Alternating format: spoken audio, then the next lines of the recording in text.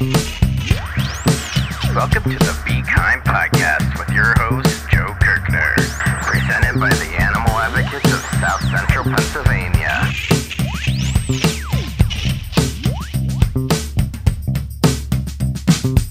Welcome, everybody, to the Be Kind podcast. We're part of the Animal Advocates mission to create a more compassionate world for all living creatures, whether those creatures are living in the springtime, wintertime, summertime, or fall. They're all great and deserve to be loved, and we are joined on this early spring. Winter's over. Congratulations, everyone. By John, again, my co-host. Hello, everybody. And I'm sorry if I don't say your name correctly, Johnita? Johnita, you got it. Johnita. Excellent. All right. It's going to be a good day. So, Johnita, people know John and I hopefully fairly well at this point, but could you introduce yourself and tell a little bit about what takes up most of your time and your vegan journey? Sure. So thank you so much for having me on the show. First and foremost, I'm Johnita. I'm known by a few names: Johnita the Plant Strong Diva, Momma Jah, or just Jah, or Johnita, whatever you want to call me. I am, first and foremost, I'm a mother of 3 little vegan kids, 2 8-year-olds and a 2-year-old, and a dog. He's not vegan, though, because I don't know how to navigate that. And I just spread love and joy to people where I can. I am a entrepreneur. I have a business. It's Momma Jah's LLC, and which focuses primarily now on our signature seasoning. So we have Momma Jah's adobo, and it's an all-purpose seasoning. It goes on pretty much anything that you can imagine, savory. Really, it's just a gift to be able to provide it. And then I also tie into my spirituality. And I, pour good intentions into it. I, with the full and the new moon. So it's a really, really good time. I'm really enjoying the expansion of this growing business. And I think people would maybe categorize it as like a micro influencer. I have a small but very engaged audience of people on Instagram and Facebook that I share my journey openly with, my journey in motherhood, my journey in life, my journey in food, health, well-being, just be the light that I am openly. So yeah, that's me. Well, I love the answer to my question, because listeners may notice that I very rarely ask what people do, because then people just tell me their job, and sometimes it's interesting, but sometimes I feel people are, actually all the time, I feel like people are more than just what their day job is or night job, depending on what kind of profession you're in. And I think you just encapsulate that perfectly, how everything interweaves and interconnects, whether it's your dietary habits, your spirituality, your entrepreneurship, your family life, even just your outlook. It all intertwines and connects and makes us the complex creatures we are. Absolutely. I think that's my journey into veganism kind of naturally progressed that way, because I was becoming more conscious and aware of myself, of how I was feeling, what I was consuming, what I was giving myself, what I wasn't, what I needed, which, all of those things, the way you pour into yourself or conscious of yourself is the way that you navigate in your world, and the people that are closest to you, your family members. If you have work life, your coworkers, things of that nature. And I just started wanting to know more about what I was putting in my body, what was good for me, what would help me feel good, not just my physical body, but also my mental, emotional body, the gut and the brain, how they kind of coincide, how they coincide with one another. In my research, it just kept coming up like a whole food plant-based diet, whole food plant-based diet, whole food plant-based diet. And I was like, oh, what is, you know what I mean? Because I didn't grow up that way, I'm Puerto Rican. We ate a lot of animal products, a lot of different ways, lots of flavor. When I look back in my eating habits, my prior eating habits, it was like, the flavor was amazing, out of this world, but all of the stuff that it was doing to me was also out of this world in a way that I did not want to experience. So I gave it a go, and I felt amazing. I'm a very athletic person, I love to move my body, and at that time I was doing a lot of heavy weightlifting, so in the traditional, gym culture, it'd be like, eat a bunch of protein, protein. And I was like eating like ridiculous amounts of food, like animal food products that were just like, I didn't feel great. And then once I changed my diet, like, I was smashing my workouts. I was feeling amazing. I was really clear-headed. I didn't have problems with my stomach or my skin. And like that conscious consumption really helped, I feel like, clear my mind in a way that it was easier to let go of things that weren't good for me, in a lot of different areas and aspects of my life. Like, you know, quitting my job of 4 years. I'm like, you know what? Forget you guys. I can't do this anymore. I'm not treated well here, because if I'm going to be looking at animals, you know, as they are, as sentient beings who just want to live and have a good life, I'm a part of that also. You know what I mean? So it's like, I am worthy and deserving of a good life. That goes into for what I eat. That goes into what I, you know, watch, how I engage with social media, because that can't, you know, is not always like a great and awesome place. And, you know, just what I put into myself, and then how I can give back, because I do have kids. A big part of my, like, continuing my transition, because like, I didn't have the beliefs and the ideologies of veganism for the first little bit when I was plant-based, because I needed more reasons and more reasons why. After my health and well-being, my secondary reason was like environmental impact, because I'm thinking of my children, like, what is going to be here left for them? You know, when you're a parent, or when you have people that are younger than you, or you mentor, you really start thinking about the future outside of your lifetime, and wanting to be a good steward of the earth while we're here.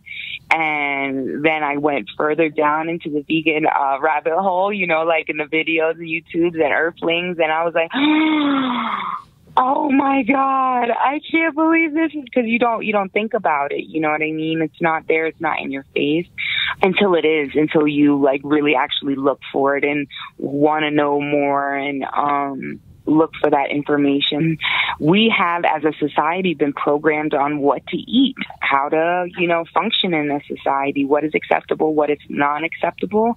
And I don't give fault for any of our times, like in our journeys, till we get to where we are or where we're going, on how we look at our food systems, because in all areas and aspects of food systems, whether you're participating in ecological or way, or, you know, just trying to be a conscious consumer, it's like there's almost no conscious consumption under capitalism, and capitalism is held up by white supremacy, and so is, you know, the way we participate in animal agriculture.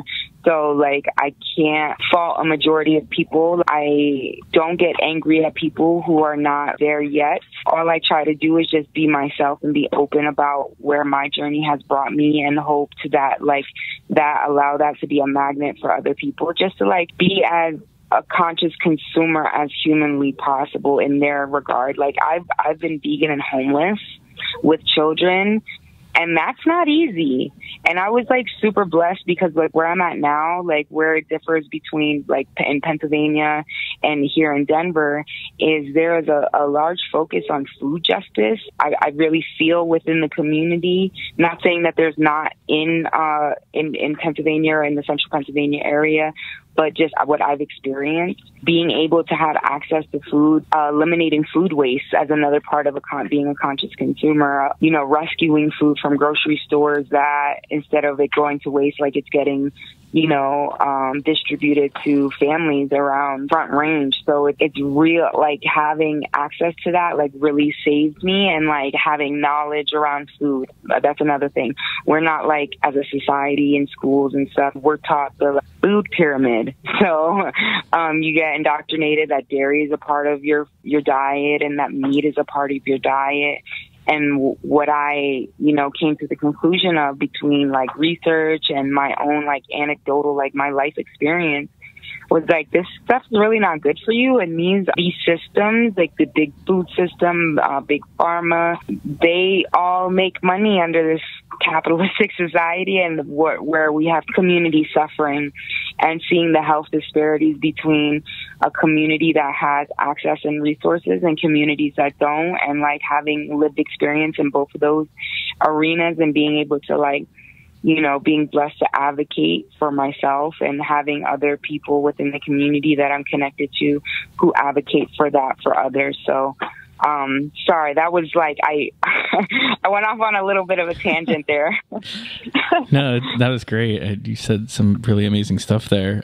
Especially, I love that you're like trying to get food that's, you know, kind of about to go bad and stuff, and just helping get that food out to people that really need it. That's amazing. Following back to your family and stuff, you mentioned your children are vegan. Were they completely born that way? Like when you were going through that, you know, birthing process, were they vegan the whole time, like their whole lives?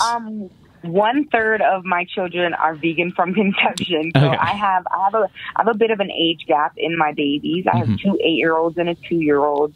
So when the 8-year-olds were about 2.5, 3, between that age, that's when I was starting to transition.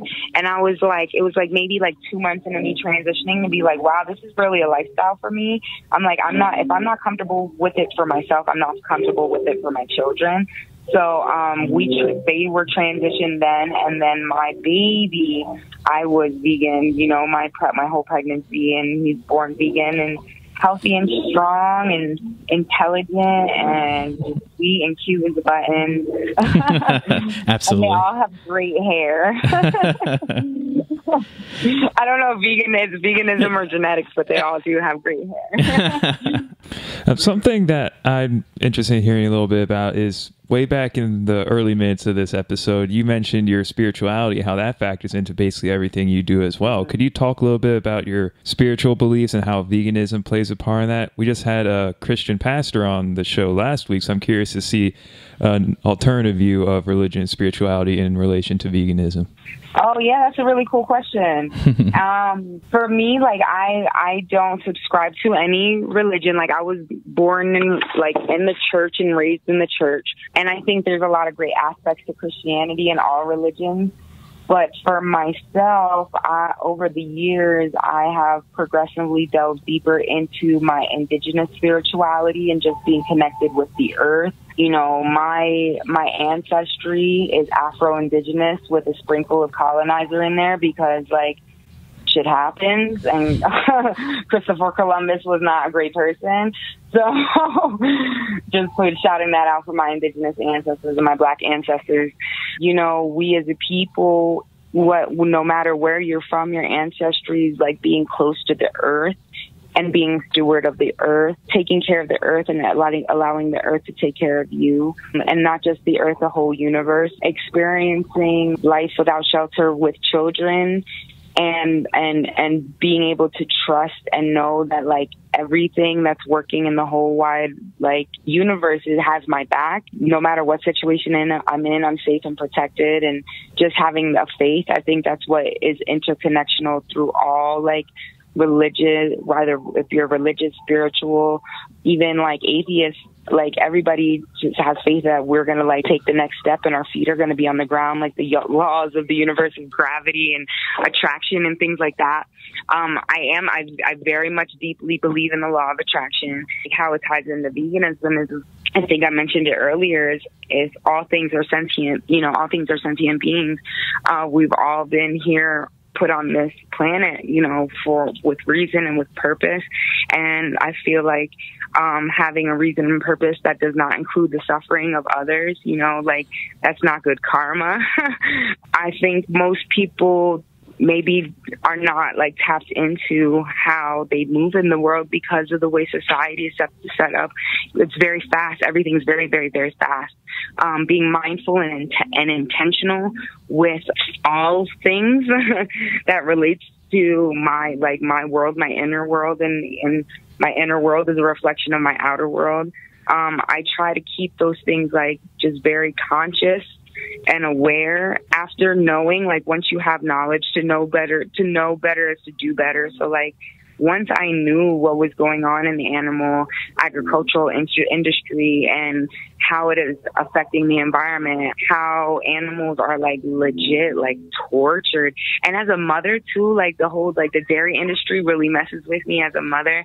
I couldn't imagine bearing babies under that circumstance to only have them, you know, taken away from me. And that's not something, you know what I mean, I didn't realize until I was like, you know, I had reason to like question like the status quo. I think a lot of people sometimes like it's hard to slow down. It's not always easy, and I give everybody grace for that. So you mentioned there's no conscious consumption under capitalism, and that's a big problem with the food industry. I would argue with basically any industry, because the main issue with, for example, the healthcare industry is because it stopped being about healing people and started being about making money. The food industry stopped being about feeding people and started being about making money. And that's where all of our problems come from. But as someone who owns a business, how do you steer away from that mindset in your own activities and your own entrepreneurship? That is a good question. I feel like I'm being interviewed by Terry Gross a little bit. Nice. I'm like, that is such a good question. That's an awesome compliment. Yeah, she's amazing. Yeah, she is. But yes, that's a really good question. As an entrepreneur, I feel like, and then going along with the like operating under a capitalistic society, is that it is my birthright to be successful and to have the money that my family needs in order to survive and thrive, especially as a child of the formerly enslaved. My great grandmother, who I was very, very close with, like was born in 1912 on the island of Puerto Rico, and her mother was property of like on a sharecrop or sugar plantation. So I feel like ancestrally it is my birthright in order like to be successful and to grow and to flourish. And if I have to do so under this capitalistic society, to do it in a way that benefits me and my family, and also gives me an opportunity to be service to my community and be service to my family. Along those same lines of being a child of the formerly enslaved, is my ancestors did not get to take care of their children. They had to birth product and to take care of somebody else's child, to take care of somebody else's land and somebody else's livelihood. And I really feel the deep blessing that it is that I have been able to like parent my children exclusively for the last few years. Because I didn't always get to do that. I am a single mom. I'm a single mom who doesn't have a lot of family in the physical realm. That's not easy. That's like real work. And then doing it in a way that is healing on an ancestral level, in the here and now. You know what I mean? All of us experience trauma in some form or fashion, especially as a Black and brown person in the United States of America, and having, 3 male presenting children, that's not always easy. So I just try my best to use, like, my mailers are compostable, supporting small businesses where I can, giving people fair price so that it's accessible, because, for like the adobo, just on the adobo, the product side is giving people something that is authentic and that is good for us. You know what I mean? A lot of, like, if you go into a store and you look at the back of it, it has like different preservatives and anti-cracking and all this other stuff. And, mine doesn't. And, I feel good about that. I feel good about giving that. I feel good about giving something that is true to my culture, true to my flavor, my individual flavor, and I really feel like it is something that brings joy to my lineage. And then also having my children witness that, having my children see like, wow, mommy is building a business. They've also seen like, wow, we are quote unquote camping in our car with all of our belongings, and now we are in a stable home. We grow a garden, and coming soon, I'm fingers crossed that I can get this particular herb to grow in Colorado, because I can't ever find it in stores. That's one thing, like the East Coast and in here, like East Coast, I have more access to like Caribbean dishes and not necessarily like just herbs and spices and different root vegetables and things like that. that here in the Midwest, almost West, is catered to a different Hispanic demographic. So it's more like South and Southern American cuisine, Mexican cuisine, and getting to explore those flavors too. You know, having access. I know I kind of went off of the original question. I apologize. Operating as an entrepreneur under capitalism is like there is no fair consumption. We can only try our best. So it's just me trying my best and also giving people something that is good for them, that I feel good about. In the end, it benefits all parties involved. I think that's the biggest thing. I actually care about my customers, and not even my customers. I don't like calling them customers. My flavor homies. And my sisters. So I work a lot with women, so it's a lot of my sisters in the community and sharing healing with them. And when you heal a mother, especially a mother who is like the head of a home, you heal a family, you heal a bloodline. And it's not work that I'm doing. It's just work that I'm giving other people space and opportunity to do themselves, and the love and encouragement that they need along the way, and the support and the information. So just do good. Just do good. Do good. Feel good. Be good. Good comes back. Good goes out. There's no shortage of goodness when you are where the good comes from. That was an amazing, incredibly humbling answer. Thank you so much. Thank you. So you mentioned you're living in Colorado, but you're originally from Pennsylvania, right? I'm originally from New York. Okay. So I was born in Brooklyn, New York. I was raised in Queensbridge. My family moved to Pennsylvania when I was 9. Mm-hmm. And it was rural Pennsylvania. This was Sealands Grove, Northumberland County, Pennsylvania.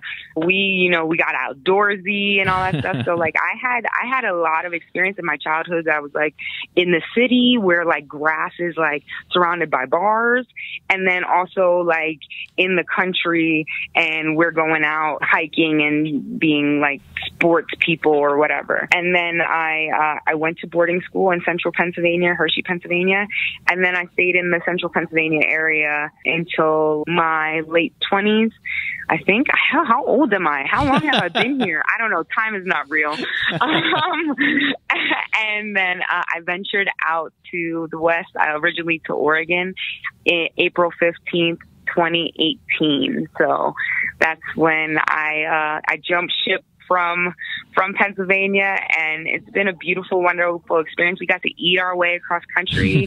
So we went to the Chicago Diner. Mm-hmm. We went to some random vegan bakery in Salt Lake City. Nice. It was a grand adventure, and I'm so glad that this stop here has been calm and loving and supported along the way. So I'm super grateful and super, super humbled. And just thank you so much again for asking me all of these incredible questions and having this beautiful conversation. I know, right? And now you're in Colorado, where the bagels are terrible because the yeast doesn't rise. Oh, yeah. I'm not much of a baker, thank God, or else I would be having a horrible time. I have been having some successes, though. I love to be in the kitchen. Cooking is my favorite. I was peeling apples for an apple pie when this first started. So we definitely get down in Flavor Town over here, but I don't the whole science behind baking is not my thing. I like the feeling of cooking. Two totally different worlds. Yeah, it is. There's more science involved with baking, and I don't have time for that. So I'm just kind of yeah, no. I'd rather just throw food science together. And math were not my strong areas of study. Yeah, I'm with you on that. Well, Jania, we could go on all day, but I know it sounds like you've been incredibly busy even while talking to us. You've been out in the yard with your dog, you've been peeling apples. I heard something else going on. So you've been doing a lot. So I don't want to take up any more of your precious time. But if somebody wants Thank you so much. I appreciate it. But if somebody wants to check out your business or get a hold of you or learn more, what's the best way to find out more, support you, learn more about your journey, ask questions, anything? Awesome. If you're on Instagram, I'm on Instagram at Jah's Bites. So JAHSBITES at Instagram. On Facebook, you can find me at Momma Jah's LLC, MOMMA JAHS LLC. That's on Facebook. I don't do the Twitter. I'm so old. I don't either, so it's okay. I don't do a whole bunch of the social medias, but where I'm at, I'm super present, and you can get a hold of me anytime for any needs.